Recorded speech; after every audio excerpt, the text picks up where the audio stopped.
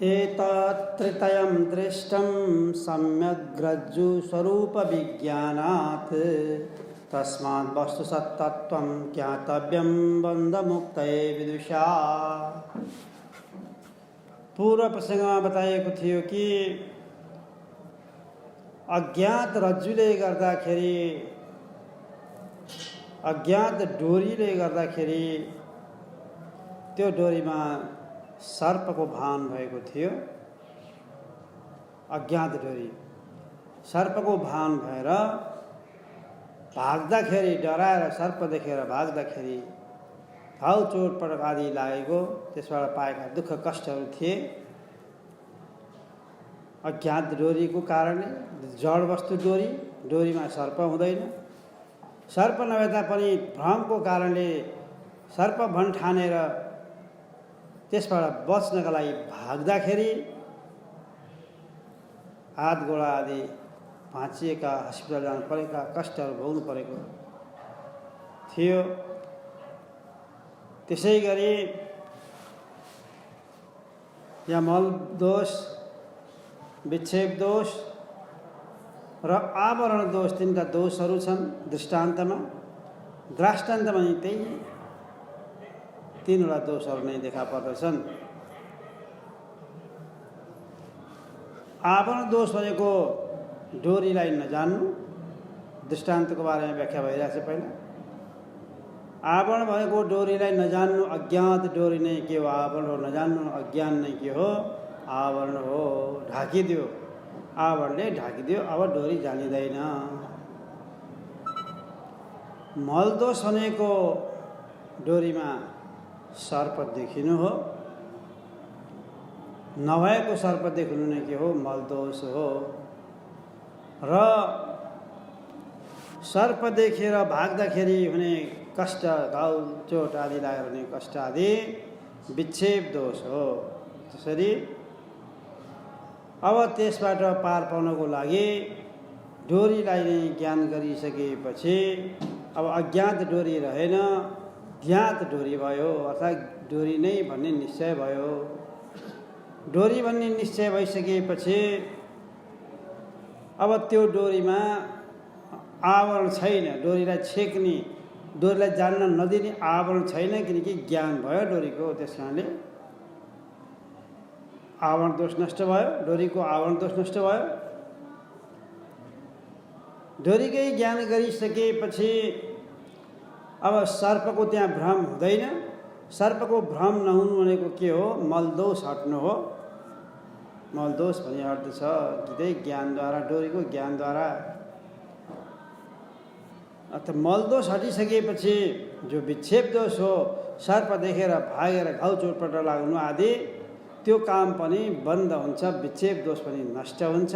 किनकि सर्पै देख्दैन, डोरी मात्रै देख्छ, सर्प देख्दैन। सर्प नदेखेपछि भाग्नु पर्दैन, नभागेपछि घाउ चोट लाग्दैन, हस्पिटल जानु पर्दैन, दुःख खानु परेन। यो विक्षेप दोष पनि हराउँदछ। केबाट हरायो? केवल रज्जु ज्ञानद्वारा। रज्जु भनेको डोरी, डोरीको ज्ञानद्वारा सबै मल विक्षेप आवरण सबै नष्ट हुन्छन्। यो दृष्टान्त पूर्व प्रसङ्गमा बताएको थियो। र अब दृष्टान्तमा आउनुहोस्। त्यसै गरी रज्जु स्थानीय तपाईँ हाम्रो आत्मा छ। आत्मामा अज्ञान बसिरहेको छ। अहिले आत्मालाई पनि मल दोष, विक्षेप दोष र आवरण दोष, तिनवटा दोषहरूले ढाकिरहेका छन्। त्यस कारणले यही भएको आत्मालाई हामीले जान्न सकेनौँ। अब यसलाई जान्नको लागि, यही भएको आत्मालाई जान्नको लागि, यही भएको आत्मा नभनेर आफै आत्मा हुँदा पनि अनुभवमा आउन नसकेको सच्चित आनन्द र अद्वितीय स्वरूपको आत्माको आफूलाई अनुभव नभएर असत्य जड र दुःखरूप धेर देखिरहेको यो सारा संसार देखा पर्यो। यसैबाट दुःख पाइरहेका छौँ, अनेक किसिमका दुःखहरू हामीले पाइरहेका छौँ। यसलाई नष्ट गर्नको लागि, सारा दुःख कष्ट आदिलाई नष्ट गर्नको लागि यहाँ पनि तिनवटा दोषले ढाकिरहेको छ। मल दोष, विक्षेप दोष र आवरण दोष। आवरण दोष भनेको आत्मालाई नजान्नु नै के हो, आवरण दोष हो, अज्ञान हो। आत्माको अज्ञान नै के हो, आवरण दोष हो। त यसरी आत्मालाई ढाकिरहेको छ। अज्ञान दोष भइसकेपछि अब मलदोष आउँछ, के आउँछ? आत्मालाई नजानेपछि आत्मारूपी अधिष्ठानमा के देखियो? शरीर, व्यष्टिमा शरीर देखियो, घरहरू, घर परिवारहरू देखिन थाले, समष्टिमा विश्व ब्रह्माण्ड देखिन थाल्यो। यही नै के हो? मलदोष हो। मलदोषको कारणले गर्दाखेरि आत्मारूपी अधिष्ठानमा आत्मा नजानेर दोस्रो वस्तुहरू देखा पर्यो भ्रमद्वारा। त्यो भनेको के हो? शरीर, इन्द्रिय, मन, बुद्धि आदि र विश्व ब्रह्माण्ड यसरी देख्न थालियो विक्षेपको कारण, मलदोषको कारणले। जब शरीर भइसकेपछि अब विक्षेप पनि छ। मलदोष आइसकेपछि, मलदोष शरीर हो त मलदोष आइसकेपछि अब विक्षेप दोष आउँछ। विक्षेप दोष भनेको के हो? शरीरलाई म भनिसकेपछि शरीरमा हुने विभिन्न किसिमका रोगहरू हुन्छन्, आदि व्याधिहरू हुन्छन्, कष्ट दुःखहरू हुन्छन्। जन्मिँदाखेरिको कष्ट, बचपनको दुःख कष्ट, युवावस्थाको कष्ट, प्रौढावस्थाको कष्ट, वृद्धावस्थाको कष्ट, मृत्यु हुने बेलामा हुने कष्ट, कष्टै कष्ट मात्र छ। यी सबै कष्ट आइरहेको छ। यो के को कारणले आएदेखि? विक्षेप दोषको कारणले कष्टहरू आइरहेका छन्। त यी कष्टहरू हटाउनको लागि मलदोष, विक्षेप दोष र आवरण दोष शरीर नहोस् भन्नका लागि, शरीरबाट हुने, शरीरलाई मानेपछि हुने विभिन्न प्रकारका दुःख कष्ट रोग आदि आदि व्याधि आदि नहोस् भन्नका लागि र शरीरै अबदेखि जन्मिन नपरोस्, केवल परमात्मा परमात्मा एकाकार होस् भन्नको लागि आवरण दोष, यी तिनटै दोषहरू नष्ट गर्नुपर्छ। तिनटै दोष नष्ट गर्नको लागि ज्ञान नै आवश्यकता पर्दछ। ज्ञान बाहेक अरू उपाय छैन। नान्य पन्था विद्यते अयनाय, अरू बाटो बिल्कुलै छँदै छैन। अब यसरी विचार गर्दाखेरि हामीलाई अज्ञानको कारणले नै आवरण भएको रहेछ, मलदोष भएको रहेछ र विक्षेप दोष भएको रहेछ। अब ज्ञान गर्ने एउटै मात्र साधन हो, ज्ञान हो। जब हामी आत्माको ज्ञान गर्दछौँ, गुरुका मुखारविन्दबाट निस्केका वेदका वेदान्तका वाणीहरू, वेदका महावाक्यहरूको श्रवण मनन र निधिध्यासन जब गर्न थाल्दछौँ, त्यसपछि आत्माको अज्ञान नष्ट हुन्छ। के कसरी? वेदान्तको, वेदका महावाक्यहरूको श्रवण मनन र निधिध्यासनबाट के हुन्छ? आत्माको मलदोष, विक्षेप दोष र आवरण दोष तिनटै नष्ट हुन्छ। अनि आफ्नो स्वरूपको बोध हुन्छ, आत्मा स्वरूपको बोध हुन्छ। त श्रवण भनेको के हो? श्रवण भनेको एउटा व्यावहारिक सत्ता छ। शास्त्रहरू श्रवण गर्नु, सुन्नु, यो सुन्नु नै के हो? श्रवण हो भनेर भनिन्छ। तर शास्त्रकारहरूले श्रवण भनेको तात्पर्य निश्चय, सम्पूर्ण पुराणहरूको तात्पर्य एउटै भगवानको प्रतिपादन गर्नु हो। सम्पूर्ण वेदहरूको तात्पर्य एउटै ब्रह्म परमात्माको लाई निरूपण गर्नु हो। परमात्मादेखि बाहेक अरू केही छैन भनेर निरूपण गर्नु हो। उपनिषदहरू, गीता आदि जे जे तपाईँले भन्नुहुन्छ, रामायण आदि, महाभारत आदि जति पनि ग्रन्थ, भागवत आदि ग्रन्थहरू छन्, यी सबैको तात्पर्य के हो? परब्रह्म परमात्माको निरूपण हो। एउटै ब्रह्म मात्र छ, अरू केही पनि छैन भनेर जुन निरूपण गरेका छन्। त्यसबाट के निश्चय हुन्छ? ब्रह्म तत्त्व मात्र रहेछ, ब्रह्म सिवा केही पनि रहेनछ। सत्य वस्तु ब्रह्म रहेछ, अरू सबै मिथ्या वस्तु रहेछन्। वस्तु शून्य प्रतीति, देखा मात्रै परेका हुन्, वस्तु चाहिँ छैन भन्ने निश्चय हुन्छ। तात्पर्य निश्चयको अर्थ यो हो, सम्पूर्ण शास्त्रहरूले एउटै ब्रह्मको प्रतिपादन गरेको हुनाले ब्रह्म मात्र छ, ब्रह्मदेखि दोस्रो वस्तुहरूको बिल्कुलै छैन भनेर निश्चय गर्नुको नाम नै हो तात्पर्य निश्चय। यही तात्पर्य निश्चयलाई भनिन्छ श्रवण। कति लामो छ श्रवणको? हामी त श्रवण त सुन्ने मात्रै होला भनेर भन्ठानेका थियौँ। श्रवण मात्र भनेको सुन्नु मात्रै होइन। अब यही सुनेका कुरालाई मनमा, घरमा बसेर मनन गर्नु, त्यसलाई चिन्तन गरिरहनु, जुनसुकै बेला पनि त्यसकै चिन्तन गरिरह्यो भने सर्वत्र ब्रह्म भावना गर्नु, भगवान सिवाय केही पनि छैन भनेर निश्चय गर्नु, संसारका सम्पूर्ण पदार्थहरू जड छन्, असत छन् र दुःखरूप छन् भनेर जान्नु। जब यसरी जान्न थाल्दछ त चित्त अवतिर त्यो जडतिर जाँदैन, चेतनतिर जान्छ। असततिर जाँदैन, सततिर जान्छ र दुःखरूपतिर जाँदैन, सुखरूपतिर मात्र जान्छ यो मन।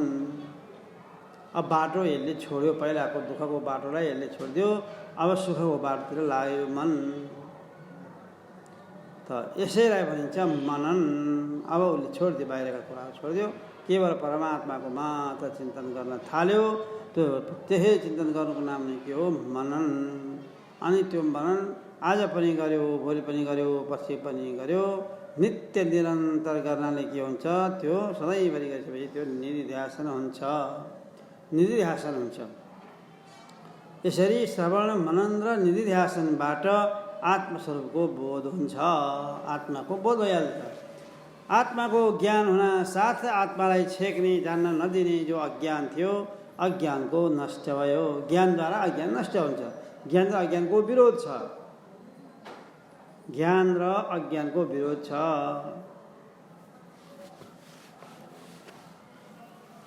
यहाँनिर आएपछि तपाईँले एउटा कुरा बुझ्नुपर्ने हुन्छ, ज्ञान भन्नाले आत्मा हो। त्यसैले आत्मा र अज्ञानको विरोध छ कि छैन? आत्मा र अज्ञानको विरोध हुने हो भने अहिले हाम्रो अन्तःकरणमा आत्मा पनि छ, अज्ञान पनि छ। विरोध भएको भए अज्ञान बस्न नपर्ने। आत्मा सच्चिदानन्द स्वरूप भएको आत्मा भएको ठाउँमा असत जड र दुःखरूप भएको यो अज्ञान कसरी बस्यो? किन विरोध भएन? उज्यालो भइसकेपछि उज्यालो र अन्धकारको बिचमा विरोधाभास छ। दुईटै विरोधी तत्त्वहरू हुन्। जहाँ अन्धकार हुन्छ त्यहाँ उज्यालो हुँदैन, जहाँ उज्यालो छ त्यहाँ अन्धकार हुँदैन। विरोधी छ, विरोधी छ, बस्न सक्दैन।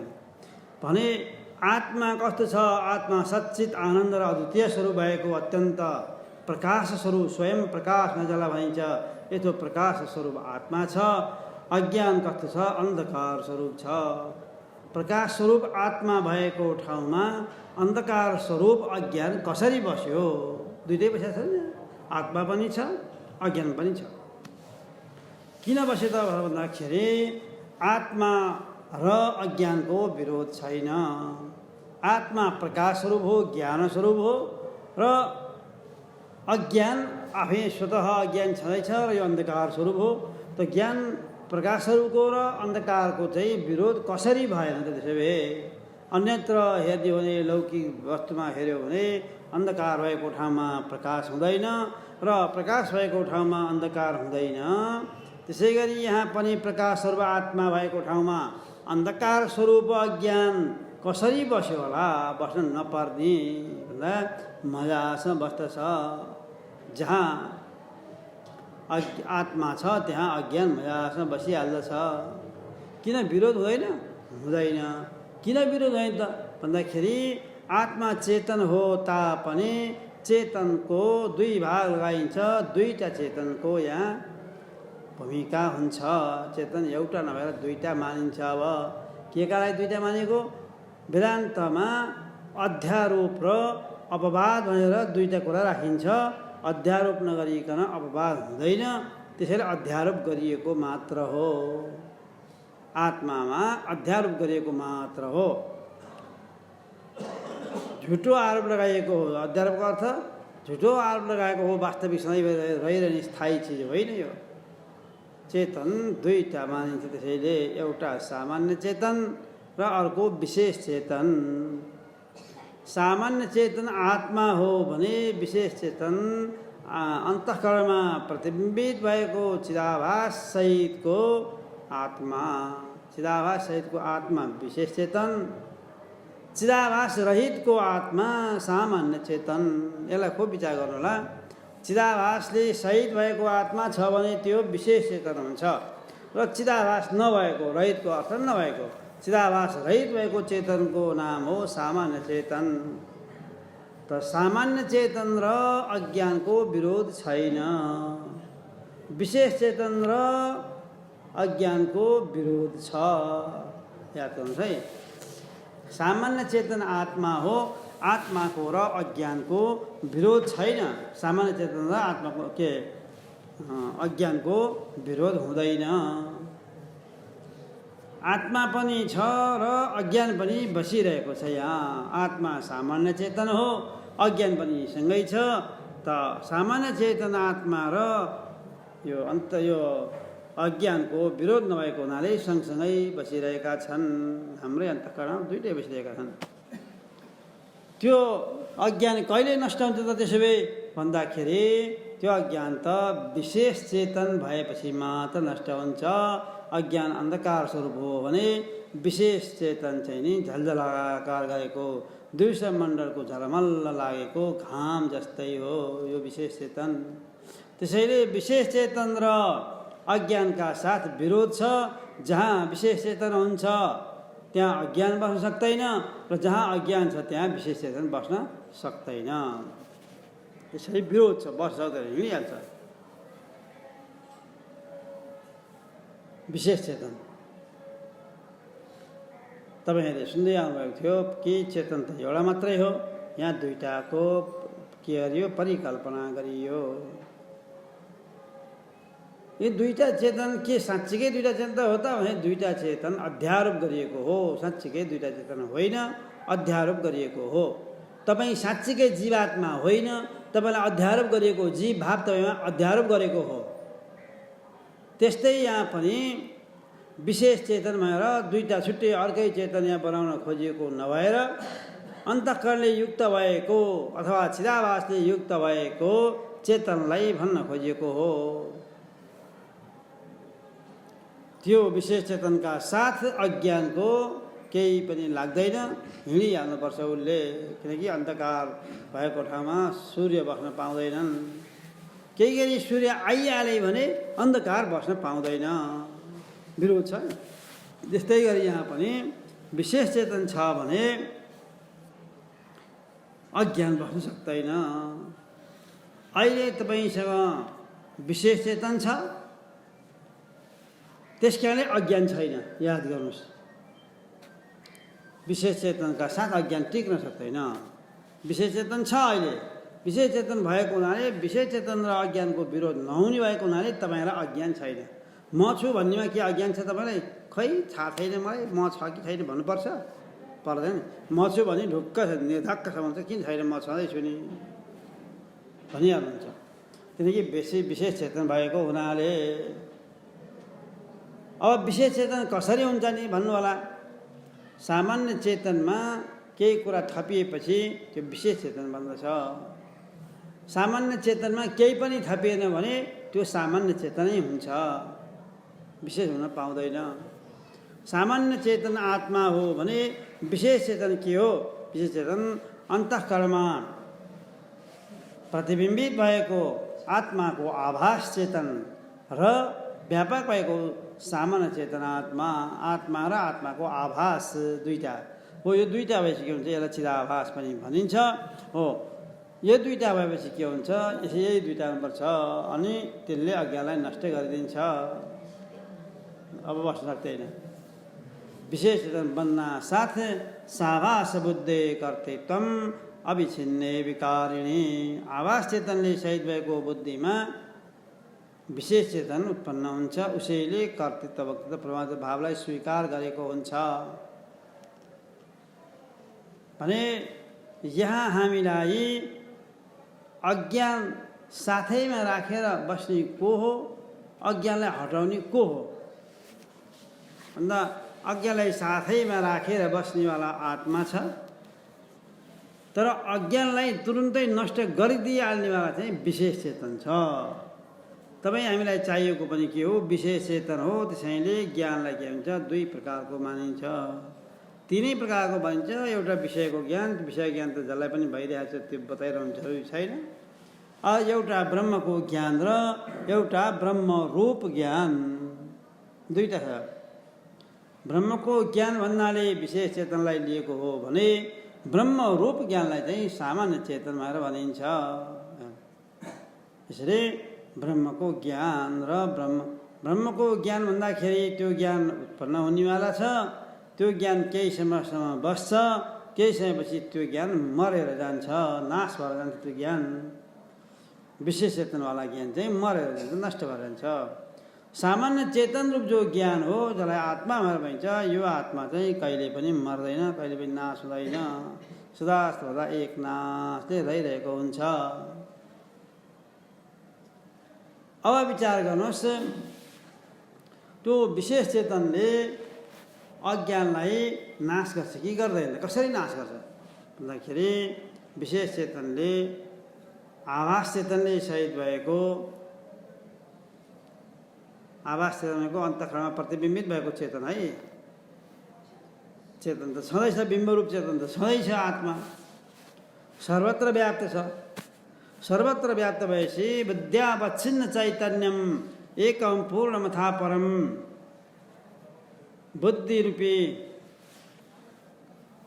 घेरामा परेको चेतनको नाम आत्मा हो भने बुद्धिमा प्रतिबिम्बित भएको चेतनको नाम चित्तको आभास हो। एउटा प्रतिबिम्ब भयो, अर्को बिम्ब। आत्मा सर्वत्र व्याप्त छ। सर्वत्र व्याप्त हुँदाहुँदै पनि तपाईँ हाम्रो अन्तःकरणमा पनि त्यसले ढाकेर बस्यो, बाहिर पनि ढाकेर बस्यो। व्यापक स्वरूप हो नि, व्यापक स्वरूप भएको सबैतिर ढाकेर बस्यो। सबैतिर ढाकिसकेपछि यहाँभित्र पनि आएर बस्यो त्यो आत्मा। यहाँभित्र नै अन्तःकरणलाई ढाकेर बस्यो। मन चित्त बुद्धि अहङ्कारको नाम हो अन्तःकरण। यसलाई पनि ढाकेर बस्यो। यहीँ सर्वत्र व्याप्त भएको आत्मा नै यहाँभित्र पनि बुद्धिलाई पनि ढाकेर बस्यो। दुईटा होइन, एउटै हो। बाहिर पनि बस्यो, यहाँ पनि बस्यो। बाहिर बसेको चेतनलाई परमात्मा ब्रह्म भनेर भनियो भने भित्र भएको चेतनलाई आत्मा अथवा जीवात्मा भनेर भनियो। वस्तु त एउटै हो। जीवात्मा भनेर भनियो। अब यो जीवात्मा भइसकेपछि अन्तःकरणमै यो के हुन्छ? प्रतिबिम्बित हुन्छ। त्यो प्रतिबिम्बले र व्यापक भएको आत्मारूप बिम्बले गर्दाखेरि दुईटा चेतन भयो। एउटा प्रतिबिम्ब चेतन र अर्को बिम्ब चेतन। दुईटाको प्रकाश आयो।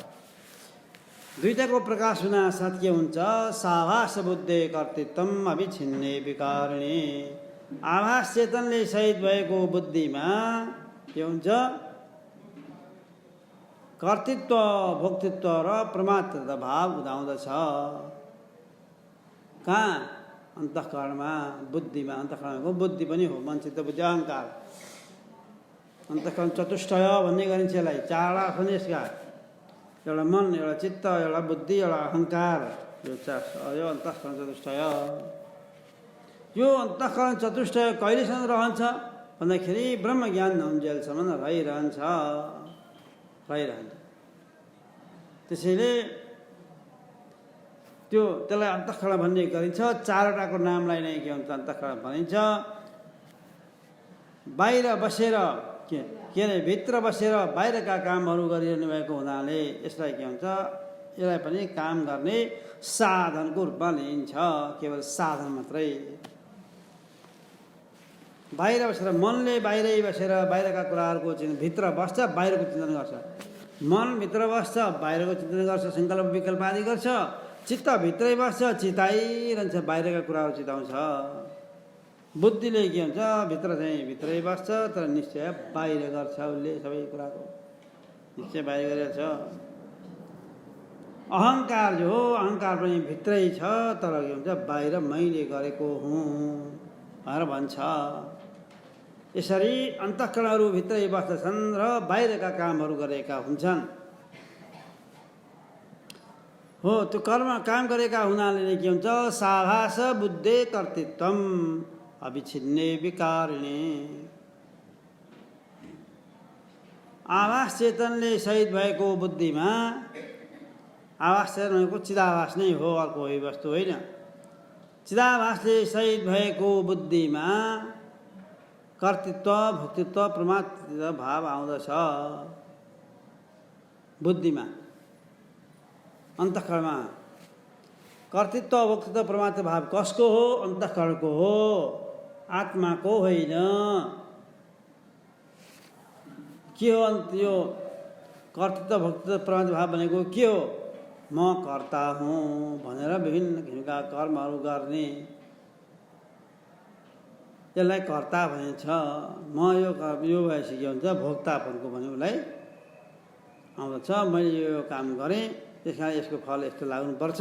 यो लागेपछि भोग गर्नेवाला पनि मै हुँ, यसको कर्मको भोक्ता त मै हुँ भनेर भोक्ता पनि उही भन्दछ।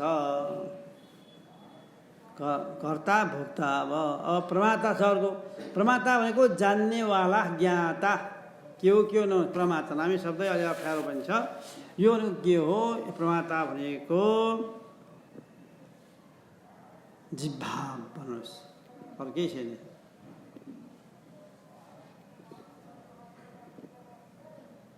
चिदाभासले युक्त भएको, कर्तुम अकर्तुम तथा कर्तुम समर्थ यो छ। त्यसैले बुद्धिमा कर्तृत्व, म कर्ता हुँ भन्ने भावना आउँछ। मैले यो काम गरेको हुँ, यो काम गरेपछि यति दिनपछि यस्तो फल लाग्नु पर्छ। त्यो फल लागेपछि म टिपेर खाउँला, फल लाग्छ भनेर कर्म गर्नु कर्ता पनि भयो। त्यो फल पाकेपछि म टिपेर खान्छु भने चाहिँ भोक्ता भयो। कर्तृत्व भोक्तृत्व भाव आयो, परमात्म भाव पनि आउँछ। अब परमात्म भाव भनेको के हो त भनेर भन्दाखेरि, परमात्मको के हुन्छ, आफू अलग्ग हुँदै पनि शरीरमा आत्मबुद्धि गरेको हुनाले उसलाई शरीरप्रतिको माया मोह अवश्य हुन्छ। यही शरीरप्रतिको माया र मोहले गर्दाखेरि लड्किरहन्छ, घुमिरहन्छ। भ्रामयन् सर्वभूतानि यन्त्रारूढानि माया। मायाले यन्त्रलाई फिट गरिदिएकी छ। त माया फिट गरिदिएको हुनाले, मायाले फिट गरिदिएको हुनाले चल्छ। भ्रामयन् सर्वभूतानि, सबै प्राणीहरू, भूतको अर्थ प्राणी, सबै प्राणीहरू मजासँग चलिरहेका छन्। माया छ, शक्ति, माया चाहिँ एउटा यन्त्र जस्तो भइरहेको छ। उसले के गर्छ, अब सबै प्राणीभित्र त्यो माया बसिरहेको छ। परमात्माको चेतन सत्ता त्यही छँदैछ, व्यापक भएको। त्यही चेतन सत्ताले सत्ता दिँदाखेरि कर्तृत्व भोक्तृत्व र परमात्म भाव खडा हुन्छ। यही चेतनमा नै। यो धर्म कसको हो? अन्तःकरणको हो। याद गर्नुहोस्, कर्ताको हो अन्तःकरण। म कर्ता हुँ म भन्छ। यो फल कसले भोग्छ नि? भोलिपछि पाकेपछि यो फल्नेवाला म हुँ, कर्ता पनि ल्यायो। यतिमा पाक्छ भन्ने कुरो तिमीलाई के थाहा छ? मलाई थाहा छ यो कुरा, परमात्मा भाव ममा छ, त्यो पनि थाहा छ। हो, यो थाहा पाउनेवाला जो परमात्मा, यसलाई भनिन्छ ज्ञाता। परमात्मा भावको थाहा पाउनु, अर्को कुरा थाहा पाउनु, कहिले कहाँ के हुन्छ भनेर जान्नु, थाहा पाउनुको नाम नै हो परमात्मत्व भाव। परमात्मा बन्नु। अब विचार गर्नुहोस्, कर्तृत्व भोक्तृत्व परमात्म भाव आत्माको होइन रहेछ, अन्तःकरणको रहेछ। मन चित्त बुद्धि अहङ्कारको रहेछ, अन्तःकरण चतुष्टयको रहेछ।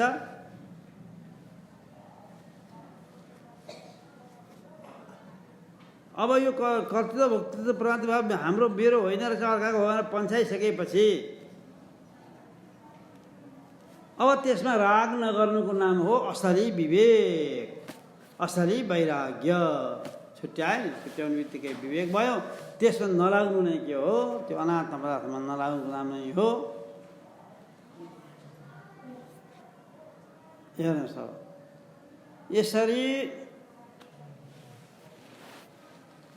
अन्तःकरणका धर्महरू कर्तृत्व भोक्तृत्व र परमात्म भाव आफूमा आरोप गरेर म कर्ता हुँ, भोक्ता हुँ, परमात्मा हुँ भनिरहेका छौँ। यसलाई भनिन्छ अध्यारोप। यो अध्यारोप कहिलेसम्म हुन्छ त भन्दाखेरि जहिलेसम्म मल विक्षेप र आवरण रहिरहन्छ तहिलेसम्म अध्यारोप भइरहन्छ। अब जाँदै जाँदैन मै कर्ता हुँ, मै भोक्ता हुँ, यो खानेवाला म हुँ, मैले खाएको हो, परमात्मा मलाई थाहा छ, यो कुरो मलाई थाहा छ, परमात्मा भाव।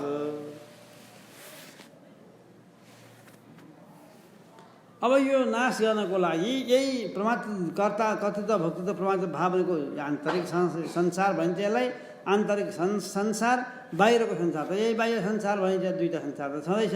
तपाईँभित्र अर्को एउटा संसार खडा भइरहेछ। तपाईँले खडा गरेको हो। बाहिरको विश्व ब्रह्माण्ड ब्रह्माजीले खडा गरेको संसार हो भने तपाईँभित्रको जो मनोरथ स्वप्न आदिमा देखिने जो संसार छ त्यो तपाईँले खडा गरेको हो। तपाईँको अन्तःकरण छ। सारा संसारका वासनाहरू तपाईँको अन्तःकरणमा बसेका छन्। केवल उसलाई वातावरण चाहिएको छ। वातावरण पाउने बित्तिकै त्यो संस्कार उत्पन्न भइहाल्छ।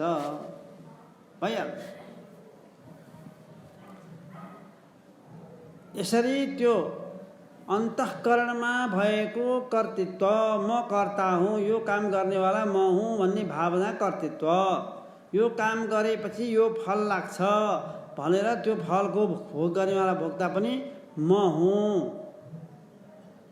भोक्तृत्व। यो फल यति दिनपछि लाग्छ, यति महिनापछि लाग्छ, यति वर्षपछि लाग्छ भनेर थाहा पाउनुको नाम प्रमातृत्व। त यदि थाहा पाइसकेपछि कर्ता पनि शरीर रहेछ, काम गर्नेवाला कर्ता कर्तृत्व, भोग गर्नेवाला पनि शरीर रहेछ, कर्तृत्व भोक्तृत्व, परमात्मा जान्नेवाला पनि परमात्मा भाव पनि त्यही अन्तःकरण नै रहेछ, सूक्ष्म शरीर रहेछ। तपाईँ खोइ त, तपाईँ त के पनि छैन।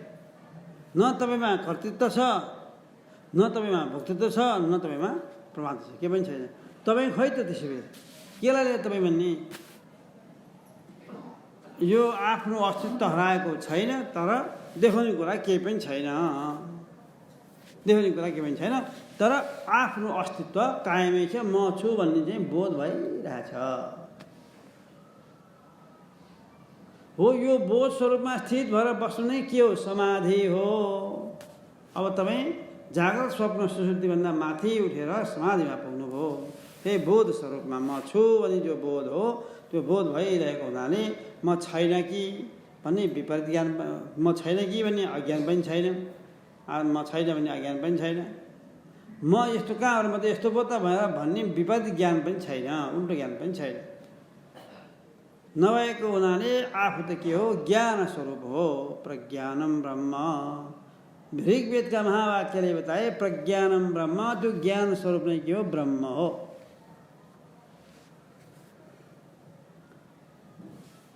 अब तपाईँलाई सजिलो हुन्छ। अब यी सारा पदार्थहरू मेरा होइन रहेछन्। कसका रहेछन् भन्दाखेरि कोही शरीरका रहेछन्, कोही मनका रहेछन्।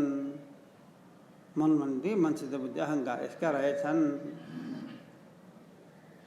तपाईँको त केही पनि छैन, आत्माको त केही हुँदै हुँदैन। त यो मेरो भन्ने भावना कहाँबाट आयो त भन्दाखेरि यो शरीरमा म भने हुनाले मात्र आएको हो, नत्र यो आत्मामा द्वैत भावना बिल्कुलै छैन। द्वैतको संस्कार वासना केही पनि छैन। त्यस्तो नहुँदै पनि आफूमा सच्चित आनन्द स्वरूप आत्मामा कर्तृत्व भोक्तृत्व परमात्मा भाव नहुँदै पनि किन आयो त भन्दाखेरि अन्तःकरणको साँठगाँठले गर्दाखेरि आयो। साक्षी बक्यो, अर्काको साक्षी बक्यो। यसले हो मैले नै गरे हो यो काम गर्न थाल्यो, साक्षी बक्यो। मैले नै भोग गरे हो यो भन्न थाल्यो, मैले नै देखा हो, मैले नै जाने हो, मैले नै सुने हो भन्न थाल्यो। परमात्मा भाव पनि आयो। यो सबै गर्नेवाला मै हुँ, कर्तृत्व भाव पनि आयो। यो गरेपछि फल लाग्छ, त्यो फल म भोग्छु, भोक्तृत्व भाव पनि आयो। यति दिनमा यो फल लाग्छ, यो पनि तपाईँलाई थाहा छ। त्यो परमात्मा भाव पनि आयो। तिनटै कर्तृत्व भोक्तृत्व र परमात्मा भाव अन्तःकरणको हो। तपाईँमा केही पनि छैन। तपाईँले किन माने? अर्काको सम्पत्तिलाई मेरो भनेर किन माने? तपाईँको त छैन। तपाईँ त हराउनु भयो। अब तपाईँ सिद्ध गर्ने केही पनि छैन वस्तु। सिद्ध गर्ने मन थियो, मन नै अर्को जडभित्र परिसक्यो। तपाईँ चेतन हो, तपाईँ देखाउन सक्नुहुन्न आफूलाई। त्यस कारणले अदृश्यम, यो आत्मालाई के भन्छ? अदृश्यम। अदृश्यमको अर्थ ज्ञानेन्द्रको विषय होइन। यो आत्मा ज्ञानेन्द्रको विषय होइन। एउटा मात्रै इन्द्रिय नभएर पाँचैवटा ज्ञानेन्द्रको विषय हो, होइन। अदृश्यमको अर्थ अव्यवहार्यम, अव्यवहार्यमको अर्थ हो यो व्यवहार गर्न मिल्दैन। कर्मेन्द्रको विषय पनि आत्मा होइन, ज्ञानेन्द्रको विषय पनि होइन, कर्मेन्द्रको विषय पनि होइन। अचिन्तनम, चिन्तन गर्ने विषय पनि होइन यो आत्मा भनेपछि मनको विषय पनि होइन। अचिन्तन भनेपछि मनको विषय पनि भएन। अदृश्यम अव्यवहार्यम अचिन्त्यम अलक्षणम। अचिन्तन भनेपछि मनको विषय भएन। के कस्तो चिन्तन गर्ने? मनले द्वैत वस्तुको चिन्तना गर्छ। आत्माको कसरी चिन्तन गर्ने? जसको आकार छैन, रूप छैन, नाम छैन, के पनि छैन। के चिन्तन गर्ने? ल्याएर त चिन्तन गर्न पनि नमिल्ने, त्यसैले मनको पनि विषय छैन।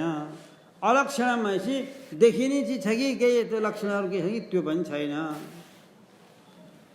प्रपञ्चो समम, सारा प्रपञ्चदेखि माथि भएको, प्रपञ्चको साक्षी भएको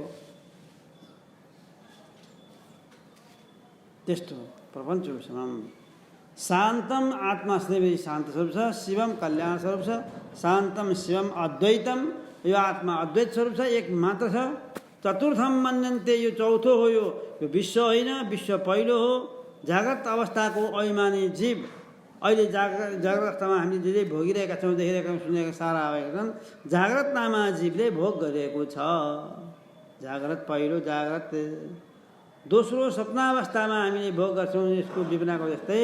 त्यो बेलामा के भोगेका छौँ त भन्दाखेरि तैजस नाम लिएर भोग गरेका हुन्छौँ। स्वप्नको सारा पदार्थहरूलाई भोग गरेका हुन्छौँ तैजस नाम लिएर। भोग्नेवाला हामी नै हो। प्राज्ञ सुसुप्तिमा केही पनि नभएर केवल भुसुक्क आएपछि हुने आनन्द जो हो त्यसलाई के भन्छ? प्राज्ञ भनिन्छ। आफू कस्तो? चतुर्थम मन्यन्ते, जागतको अभिमानी हामी विश्व पनि होइनौँ, स्वप्नको अभिमानी तैजस पनि होइनौँ, दोस्रो पनि होइन। सुसुप्तिको अभिमानी प्राज्ञ पनि होइनौँ हामी। यो त शरीरतर्फ गए जम्मै, यो होइन। अब के छ बाँकी? अब चौथो पद बाँकी छ। चतुर्थम मन्यन्ते, चौथो पद भएर मान्छे जसलाई स आत्मा, त्यसलाई आत्मा भनिन्छ। सविज्ञ, त्यो जान्न पर्ने कुरा त्यही मात्रै हो, अरू के जान्नु जरुरी छैन। सविज्ञ त्यही आत्मालाई जान्नुपर्ने छ। त्यसैले पञ्चज्ञानेन्द्रको विषय पनि होइन, पञ्चकर्मको विषय पनि होइन, अन्तःकरण चतुष्टयको विषय पनि होइन। यो आत्मा कसैको होइन हो। त्यो केहीको पनि विषय होइन भने केले जाने त? त्यसो भए हाम्रो जान्ने साधन केही पनि छैन। अवान मनस गोचर, मन वाणी इन्द्रियहरूको विषय यो आत्मा होइन। अब खोज्न छोड्नु पर्यो। अब अहिलेसम्म किन पाएनौँ त हामीले आत्मालाई भन्दाखेरि खोज्न थाल्यौँ, खोज्या हुनाले पाएनौँ। खोज्ने भन्ने बित्तिकै खोज्ने मनले हो, मनको विषय होइन। खोज्ने मनले के खोज्ने गर्छ त भन्दाखेरि बाहिरको दृश्य पदार्थलाई खोज्छ। आत्मा बाहिरको पनि होइन, भित्रै छ। र आत्मा दृश्य पदार्थ पनि होइन, द्रष्टा हो। त्यस कारणले पाएन, खोजेपछि पाइँदैन। गुरुले जावला खेलमा गइसकेपछि भन्नुहुन्थ्यो, जावला खेलको अन्तिम प्रवचनमा भन्नुहुन्थ्यो गुरुले, तिमीहरू अहिले निधाएका छैनौ र तिम्रो मन पनि चलेको छैन। तिम्रो मन चलेको भए तिमी जाग्रत अवस्थामा हुन्थ्यौ, तिमी निधाएका भए तिमी सुसुप्ति अवस्थामा हुन्थ्यौ। अनि स्वप्न पनि त्यही मन चलेकै अवस्था, मनको चञ्चलतामा नै स्वप्न देखिने हो। मन चलेको छैन, त्यस कारणले जाग्रत स्वप्न दुइटैमा छैनौ। निधाएका पनि छैनौ, तिमी सुसुप्ति पनि छैनौ। ल्याएर तिनटै होइन, तिमी विश्व तयस प्राज्ञ पनि होइन र जाग्रत स्वप्न सुसुप्ति तीन अवस्था पनि होइन। तिमी त त्योदेखि अलग रहेको भिन्न वस्तु हो भने तिमी निधाएका पनि छैनौ र तिमीले आफ्नो मनलाई कहीँ चलाउन दिएका पनि छैनौ, केही सम्झेका पनि छैनौ। यो अवस्थालाई भन्छ चतुर्थम मन्यन्ते, चौथो भएर आत्मालाई मानिन्छ। त्यही आत्माको अवस्था हो, त्यसलाई भन्छ समाधि। समाधि कस्तो समाधि भन्दाखेरि निर्गुण निर्विकल्प समाधि, जहाँ विकल्प छैनन्। सगुण साकारको चिन्तन होइन। यो कस्तो त हे निर्गुण निराकार ब्रह्म परमात्माको। यसरी सविकल्प समाधिमा पुग्दछ हो। तपाईँले समाधि समाधि भन्दै गर्नुहुन्थ्यो, समाधि भनेको के हो, कहिले हुन्छ त भन्दाखेरि समाधि त्यतिखेर हुन्छ जतिखेर तपाईँले केही पनि वस्तुहरू चिताउनुहुन्न, होस बस्नुहुन्छ र नचिताएको छैन अनि निदाएको पनि छैन। त्यो नचिताउने कुरा त सुसुप्तिमा पनि हुन्छ, तर सुसुप्तिमा निदाएको हुन्छ। अब विचार गर्नु पर्यो, ननिदाइकन बस्यो भने, केही पनि नचिताइकन ननिदाइकन बस्यो भने अब मनमा विभिन्न किसिमका वासनाहरू केही पनि आउँदैनन्, केही आउँदैन। किन चिताएकै छैन, कहाँ आउने? नआएपछि तपाईँ समाधिमा पुग्नुहुन्छ, निर्विकल्प समाधिमा। विकल्प छैन, आनन्दै आनन्द, आनन्दै आनन्द, आनन्दै आनन्द, हरदम आनन्द हुन्छ, हरदम आनन्द मात्र हुन्छ। किन समाधिमा हुन्छ, जागृतमा होइन। किन जागृतमा होइन? मन चला छैन। जागृतमा मन चल्छ, स्वप्नमा पनि होइन। तपाईँ किन स्वप्नमा होइन? स्वप्नमा पनि मन चल्छ, तपाईँको मन चला छैन, त्यस कारणले होइन। सुसुप्तिमा हुनुहुन्न। किन सुसुप्तिमा हुनुहुन्न? तपाईँ निदाएको छैन। सुसुप्तिमा निदाउँछ, निदाएको छैन। होसमा हुनुहुन्छ तपाईँ, जागा भइरहनु भएको छ, मन त्यहाँ जागा हुनुहुन्छ तपाईँ। हो यो अवस्थाको समाधि अवस्था चतुर्थम चतुर्थ अर्थमा। त्यतिखेर आनन्द मात्र प्राप्त हुन्छ, आत्माको आनन्द, सत् चित आनन्द र अद्वितीय स्वरूपको बोध हुन्छ। सत् भनेको म छु भन्ने बोध, चित भनेको चैतन्य, त्यो शरीर इन्द्र मन बुद्धि आदिलाई पनि चेतना दिन सक्ने सामर्थ्य भएको त्यस्तो चैतन्य स्वरूप चित अंश। आनन्द मनमा कुनै वस्तु नआएपछि आनन्दै आनन्द मात्र हुने भयो, आनन्द अंशको बोध हुन्छ। यसरी चारैवटा आत्माको चारैवटा सत् चित आनन्द र अद्वितीय स्वरूप अझ आफूदेखि भएको केही पनि छैन, त्यस्तो अवस्थाको उसलाई बोध हुन्छ, अद्वितीय स्वरूपको बोध हुन्छ। र आफूलाई छेक्ने त्यतिखेर केही आवरण छैन। आफूसँग बोध भयो, छेक्ने आवरण छैन। आवरण शक्ति नष्ट भयो, आवरण दोष नष्ट भयो। अब मल दोष सकी भनौँ भनेदेखि शरीरमा भानै भएको छैन, मन चलेको छैन। मन चलेको भएदेखि शरीरमा म छु भन्ने बुद्धि हुन्थ्यो, शरीरै चलेको छैन, मनै चलेको छैन। मन नचल्या हुनाले शरीरमा पनि म भन्ने बुद्धि हुँदैन, शरीरको भान पनि हुँदैन। त्यस कारण मल दोष पनि छैन। शरीर हुनु के हो? मल दोष हो। शरीर पाएर शरीरका विभिन्न किसिमका अवस्थाहरूमा पाउने विभिन्न किसिमका कष्टहरू छन्, त्यो कष्टहरू पनि छैन। किनकि मलदोष शरीरै छैन भनेर अस्वीकार गरिसकेपछि त्यो दुःख कहाँ आउने? आउने ठाउँै छैन। विक्षेप दोष पनि नष्ट हुन्छ, शरीरबाट हुने कष्ट रोग आदि पनि हुँदैन। नभए विक्षेप दोष पनि हराउँदछ। त्यसरी मलदोष, विक्षेप दोष र आवरण दोष नष्ट हुन्छ ज्ञानद्वारा। ज्ञान हुनासाथ सम्पूर्ण दोषहरू नष्ट हुन्छन्। मलदोष, विक्षेप दोष र आवरण दोष नष्ट हुन्छ। अब तपाईँलाई अपरोक्ष अनुभव सुरु हुन थाल्दछ। अब अहिलेसम्म परोक्षको मात्र कुरा आएको थियो, अब अपरोक्षको ज्ञान हुन थाल्दछ, अनुभव हुन थाल्दछ। अब तपाईँलाई समाधि, हरदम समाधि लाग्नुपर्छ। बाहिर एकछिन बसेर मनलाई नचिताइकन चुप लाएर बस्दाखेरि हुने समाधिले हुँदैन। त्यो त क्षणिक हुन्छ, केही गरुन्जेल मात्रै हुन्छ, गर्न छोडेपछि छैन। फेरि व्यवहारमा आयो, व्यवहार जस्ताको तथ्य हुन्छ। संसार आफ्नो अगाडि ढसमस्स बसिरहेकै हुन्छ, दुःख कहिले छोड्दैन, हराउँदैन। त्यस कारणले यो समाधि पुगेको छैन। किन पुगेन भन्दाखेरि केही कुराको कमी भयो। जे कुराको कमी भयो त्यो कमी भएको कुरा भोलि बताइनेछ र त्यसबाट अपरोक्षको पनि कुरा आउँछ। हरिओम तत्सत्। ओम पूर्णमदः पूर्णमिदं पूर्णात् पूर्णमुदच्यते।